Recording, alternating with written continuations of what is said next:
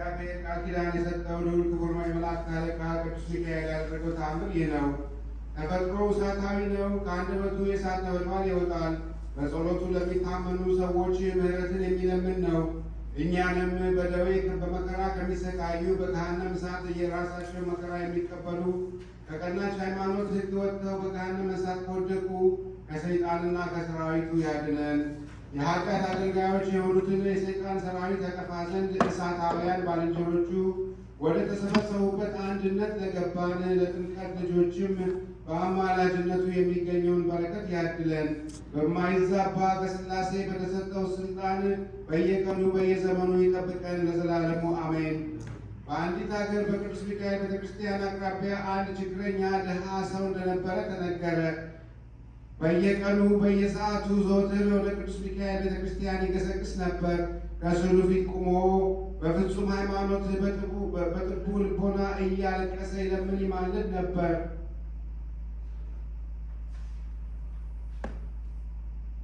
የመላእክት አለቃ ሚካኤል ሆይ ልብስና ምግብ ይሰጠኝ ዘንድ ስለ እኔ ወደ ፈጣሪ ወደ እግዚአብሔር ለምንልኝ እያለ እንደዚህም እያለ ሲለምን ሲማልድ ብዙ ዘመን ኖረ። ከዕለታትም በአንዲት ቀን ቅዱስ ሚካኤል በራእይ ወደ እርሱ መጥቶ እንዲህ አለው፣ ከተግባረ እድ ወገን ምንም ስራ የማትሰራ አንተ ስራ ፈት ሰው ምን ትለኛለህ?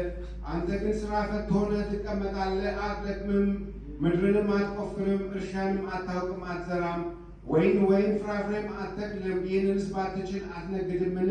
እባርክልና አረባልህ ዘንድ የሥራንም ፍሬ አበዛልህ ዘንድ ረዳት ሆን ዘንድ የምትደክምበት ምንም ስራ የለህም። አንተ ግን ከሰው ሁሉ ይልቅ በሁሉም ስራ ፈት ሆነ ችግረኛ ሆንክ፣ ራስህንም አደየ። ከልጆችህም ከሚስትህም ጋር የዕለት ምግብ እንኳን ያጣ ሆንክ።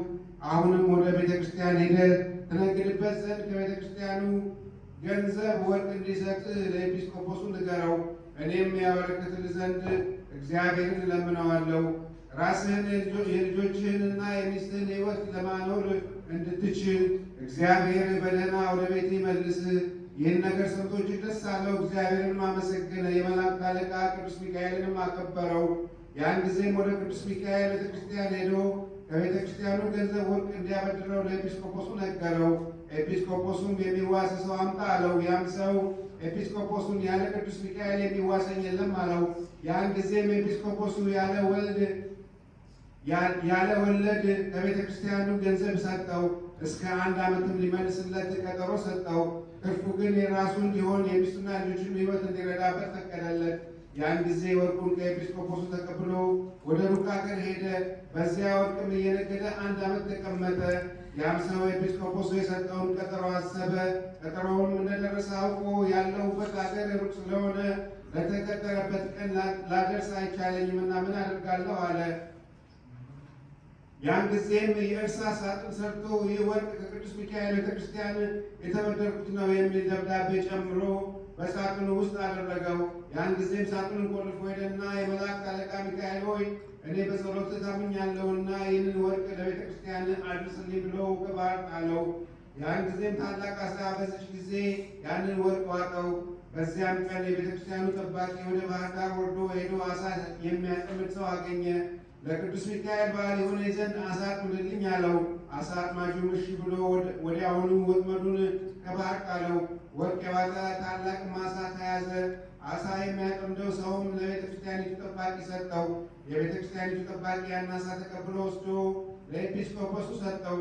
ሆዱን በቀደዱት ጊዜም በአሳ ሆድ ውስጥ የእርሳስ ሳጥን በውስጡም ወርቁና ደብዳቤውን አገኙ። ኤጲስቆጶሱም ደብዳቤቱን አንብቦ ነገሯን ሰወረ፣ ለማንም አልተናገረም። ከብዙ ቀን በኋላም ያ ሰው ከንግዱ ተመለሰ። በአንዲት ቀንም ኤጲስቆጶሱ ያንን ሰው አግኝቶ ያዘው። ተነግድበት ዘንድ የተበደርከውን የቤተክርስቲያኑን ገንዘብ ለምን አትመልስልኝም አለው። ያም ሰውዬ እንዲህ ብሎ መለሰለት፣ ጌታዬ ሆይ የቤተክርስቲያኑን ገንዘብ ከደብዳቤ ጋር በሳጥን ውስጥ አድርጌ ከባህር ላይ እንደጣልኩት በመላእክት አለቃ በቅዱስ ሚካኤል ጸሎት እምልልሃለሁ። ሕያው እግዚአብሔር ያውቃል፣ የቅዱስ ሚካኤል አምላክ ገንዘቡ ነውና ወደ ቅዱስ ሚካኤል ቤተክርስቲያን እንዳደርስልኝ አምኜ። ኤጲስቆጶሱን መረመረው። ሰውየው ቀኑና ሰዓቱን አስረዳው። ያን ጊዜም ነገሩ እውነት እንደሆነ አወቀ። ኤጲስቆጶሱም ተነስቶ በዚያ ሰው ፊት ሰገደ፣ እግዚአብሔርንም አመሰገነ። የመላእክት አለቃ ቅዱስ ሚካኤልን